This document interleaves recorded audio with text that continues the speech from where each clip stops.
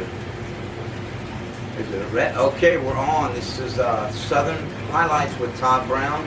I'm going to change it to Charlie Browne soon. That's really my first name is Charles Todd Browne. With us is Matt Stillwell. Matt? What's up, man? Good to see you. 2008. It's been a while. It has, yeah. It's been a long time. I'm glad I got to see you perform last night at Rock and Blues. Y'all missed a great concert or night of music at Rock and Blues. Matt has shared a lot with me lately. You've been going through a lot. I've been going through a lot. Yeah. And tell us about yourself. None of my viewers know a lot about Yeah, you. so I grew up in Sylva, North Carolina, which is close to Asheville, right in the mountains there, close to Cherokee, North Carolina. Got two brothers. They're twins. Crazy. And Yeah, I met Jeff. Yeah, Jeff's you awesome. remember brother Jeff's Jeff. awesome. And mom and dad, obviously, I lost my dad, but grew up in the same house. My mom still lives in the same house there. And, Oh, that's all. She's still there. oh yeah. Oh, that's awesome. And that's a blessing right there. yeah, so I moved to Nashville a long time ago, '99, right before the world was supposed to end the Right. first time. Yes. And South of 2000 take over. I jumped in. I played baseball through college at Western Carolina University. And I saw that. I, That must have been fun, huh? oh yeah, yeah. Baseball plays a huge role in my whole world. So yeah, it a huge role. And so I kind of always say this. I did well in baseball, but music kept doing this in college for me, and it kind of took over. And that's when I moved.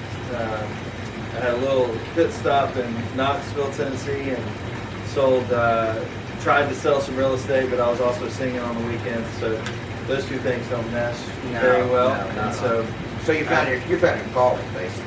yes, where it found me, I always say that it kind of just found Really? me. Yeah. I moved to Nashville, jumped in, kind of took the same practice routines and discipline that I had in baseball and just jumped into. I hadn't picked a guitar up until that point. Really? Yeah, ever. I'd sang a little bit in church and a little bit in school and stuff like that, but I hadn't really sang at all. And so when I moved, I just started learning how to write. I read books and started co-writing with people and doing things with people that were better than me at it. Right, And right. Surround yourself with positive people. You're not feel this person. Absolutely. For sure. So I just jumped in head first and did everything I could. At first, I picked up the guitar just to learn how to write. I had written a song called "My Day Will Come," and I couldn't play anything, and so it was just the melody and everything was in my head. And so I recorded that on a gospel album I did, but I had to sit with the guitar player and let him figure out what I was, the chords Oh, and gotcha. chord structure of that, because I couldn't do it. So that part of me is what wanted to learn to play guitar. And so then I practiced hard. Yeah, you have to. I progressed, and then I was like, I can go out and play, accompany myself. And that's really when everything kind of started. And that was early 2000s that I started. And one of the ways that baseball came into play, other than the discipline and the lifestyle, music and baseball are basically the same thing. Really? Yeah. Explain that, because I don't know either one that well. Yeah. So the road life. Oh, I see what you mean. Oh, wow. So you're in vans and you're in buses and you're in, you're traveling from town to town. You're playing the hierarchy of baseball. Minor leagues. Single A, double A, triple A. That's a good major analogy. leagues. It's the same thing. Same thing, yeah. Yeah, when you get into that, the crazy big label world, the politics come in. Ooh, I bet it's really big. Politics, and then you got to be a priority in a company like that. But once they get behind you, you can't compete with it. Right. They have more juice, they have more capital, more leverage than anybody. And so if you're a priority in the major labels, it's great to sing on her. Right, and if you're not, if you're not, a lot of people have asked out of deals, for that reason. But yeah, so those two things parallel each other in a huge way. And so that was familiar to me. And one of the ways that when I started playing, I would, I know people can't see me drawing circles on I think they can catch the thing, but I was playing a lot in Western North Carolina and East Tennessee, so Knoxville and Sylva, Asheville, that world. And I started to expand that circle to Atlanta, Charlotte, Johnson City, and I would do that. And the way that I would do that is I would target my old teammates, and I would say, "Hey man, where do you guys go and hang out, drink beer and all that?" And they would tell me, and then I would just I would see if they had live music, obviously, and see who booked it. You know, some of the places didn't have live music really. They just had I'd call and talk to them and try to wedge my way in there. And I would tell them, I learned early on that you have to, all they care about is whether or not they can sell beer. Right. And so they don't profitable. Yeah. Yeah, it doesn't matter if you're a really good singer or a really good guitarist. That part doesn't matter. If you can keep people there drinking beer, that's their bottom line. That's their bottom line. That makes sense. When you take that approach, that's how that multiplies. That understanding, right? It's an understanding for sure, and I can see now that you brought it up, the discipline that you have to have in baseball, good traveling, everything that goes along with it. It really just sits brother. Yeah, brother. So, how have you enjoyed Mandeville since you came back to visit? Oh yeah, Mandeville Covington Street. I'm from Folsom, so I'm in a small country town. Okay. It was small. I grew up, had one red light. You were probably in a scenario like that. You know, Silva's a little bit bigger. Yeah, but we had several red lights, but it's still a small town. I mean, I understood it. Do you remember any story, because it is Southern Highlights storytelling, any stories that, since your dad, and my dad just passed away recently too, November 17th, I feel you, I'm going through some of the same emotions. We go through those 5 stages, they say, denial, anger, betrayal, depression, acceptance, doubt. I don't know where I'm at right now, but I'm going to make it through it. God's got his hand in everything. Yeah. So what kind of story can you tell me that maybe you haven't shared in a while? Thoughts about maybe your dad or traveling? Yeah, well, I can tell you a lot. When you talk about stories, one of the craziest stories that I know about my family, my great-great-great-grandfather was the last man hung in Jackson County in North Carolina. Yeah. And so I know it's pretty wild. Wow. And I dove into that big time, and it's in books and different stuff. Well, sure, doctor. Sure, it gotta be. Yeah. And so I would, before I really kind of realized exactly how cool that is. I wrote a song about it, Guilty with Every Sunrise. All kinds of stuff. Yeah, it's a really cool mountains of North Carolina lore, you know, that folklore that was just cool. I mean, the mere fact that people were being hung, yeah, you know, and he was a Civil War, a prisoner of war. Prisoner of war. Yeah, and he was in, I think the worst prisoner camp in Sandusky, Ohio. Oh wow! And got captured in the Cumberland Gap there, where Tennessee and Kentucky and all that stuff come together. Yeah, got captured there, and he was up there. And then after he came back, I think he was kind of the rebel. No, it wasn't something like that. I think that it went down for similar like to that. Right. Yeah, but here's the kicker to the whole deal. The dude that actually committed the murder, he was Found guilty for. found guilty for. Yeah. Hung for. Yeah. Confessed on his deathbed. Yeah. So there's a lot in that. A life going for nothing. Right. Oh God. There's a lot in it. Imagine going to that noose and you know you're not guilty. Oh yeah. Oh, I can't fathom that. Jesus. Yeah, you're right. You don't have faith. Yeah, you're right. I'm gonna say. I mean, that's what he was facing. Yeah, you're right. Yeah, it's a pretty cool deal, and Interesting. I know that you've adapted that to a lot of our use. Yeah, I mean, from a creative standpoint, I want to dive a lot deeper into that. Who knows what that will look like, but I want to dive deeper, way deeper into that world. So you're going around now. You have a tour set up, or you just? Yeah. So I don't know how exactly it works. Yeah, the music business. Well, building off of like where I was, I kind of kept drawing that circle, and I was, I would be in Nashville Monday, Tuesday, Wednesday writing songs, and then I would go Wednesday night, Thursday night, Friday, Saturday, and all through Sunday, and I would play. And I would do that, some nights I would have 2 nights in Knoxville or whatever.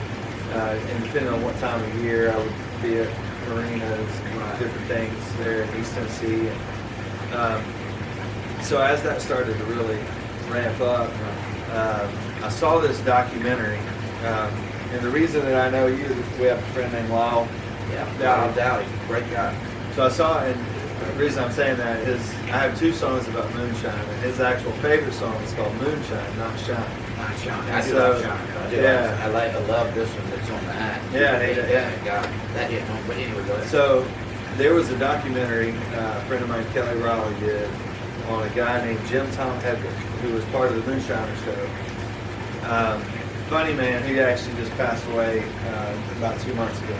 He was from Robbinsville, North Carolina, which is close to where I'm from. Stomperville. Right on literally right on the Tennessee line there. And he rode a moped around town, lived in a school bus, and made moonshine. That was his deal. He's outrageously funny, like the funniest dude ever.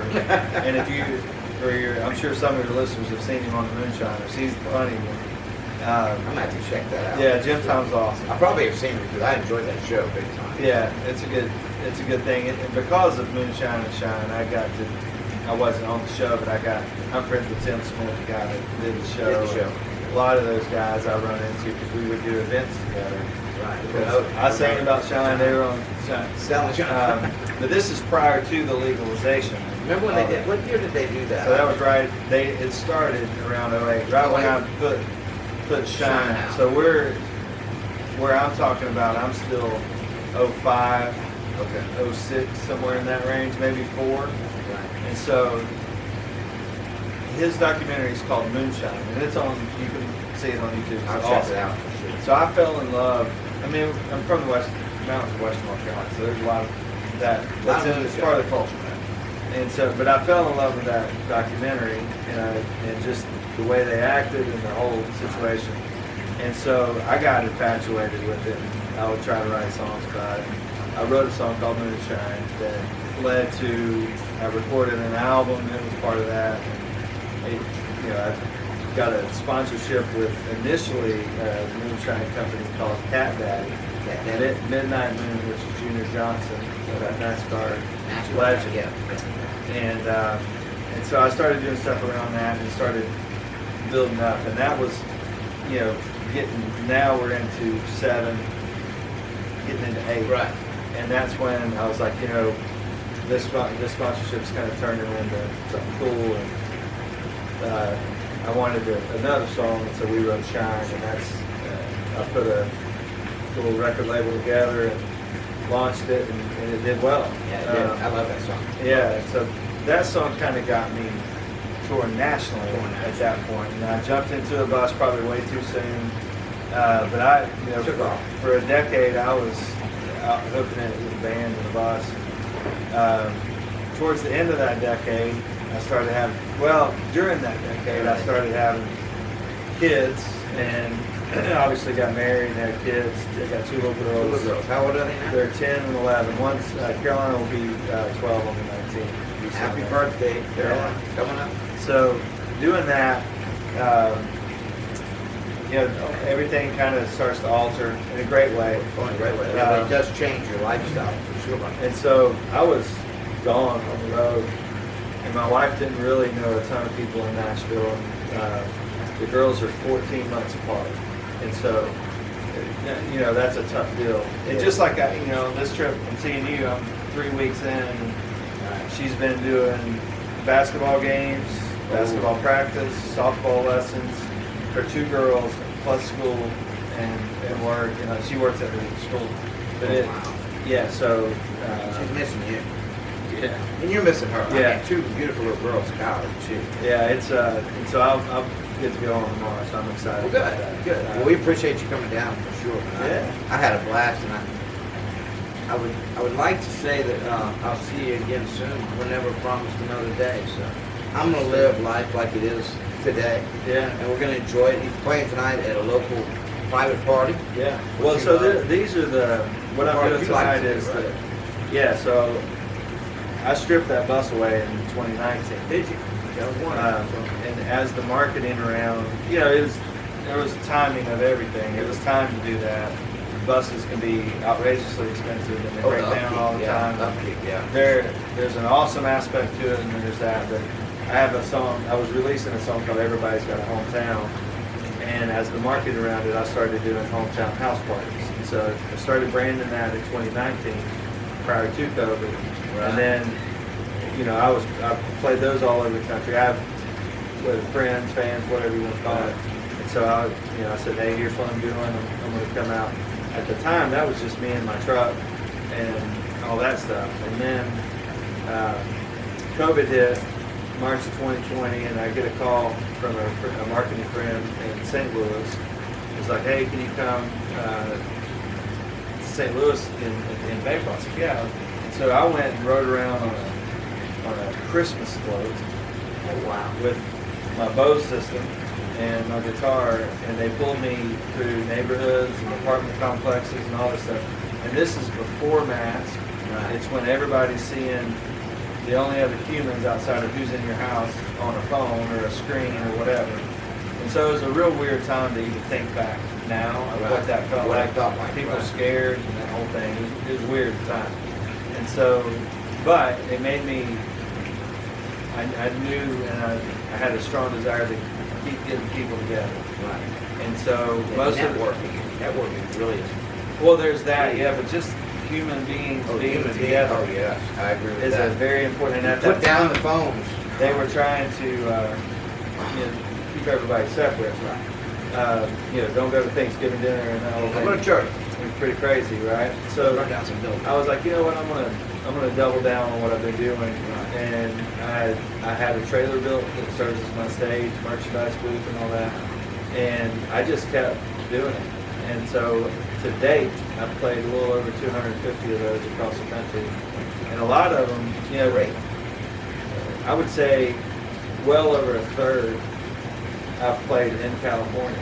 Really? And so, California. which freaks people out. I mean, it's probably the best area for me to do this. It was. It hasn't Get that word out. For sure. And you can't go on the coast really.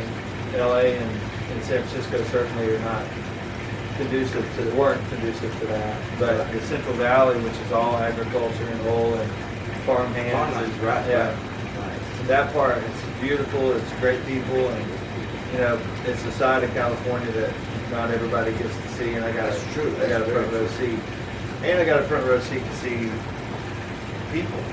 And the vast majority of this country is exactly the same, and they're very. They're nice. They're not mean. They're Right. all of us are relatively the same. It's Right. very things on the fringe that kind of make everybody feel crazy and Well, get it's this the divided. and all that exposure. stuff. It's the exposure. We need to get back to being hometown folks. Yeah. I totally agree with you. So I'm Totally agree. tripling down, quadrupling down on this hometown house party thing. People are in their element. Right. They're coming to their friend's house or they're hosting at their house. You're not having to go to a venue or with other people you're with who you want to be with, and then you're getting a show that you'd have at the Bluebird Cafe or something, an intimate, fun evening. I Storytelling and all that kind of stuff. I agree with you on that for sure, because I think we need to get back to that hometown mentality and help each other out, be kind to each other. I mean, I think God put us on earth for a couple of reasons. One of them is to be kind to people. The other one is to, as my father would say, think before you talk. A lot of people need to do that. Instead of instead of the mean words that come out, listen to what someone's saying and try to understand it. You don't know what they're going through. Right. If people would do that more often, I think the world would be a little bit better. I would hope. Absolutely. Well, look, I know you got to get ready for your gig tonight, and hometown. I'll put your link in there. Yeah. For any upcoming events y'all have, Matt Stillwell.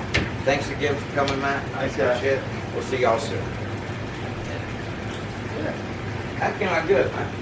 Absolutely. Simple, huh? Yes, sir. I didn't talk nothing about me. I did.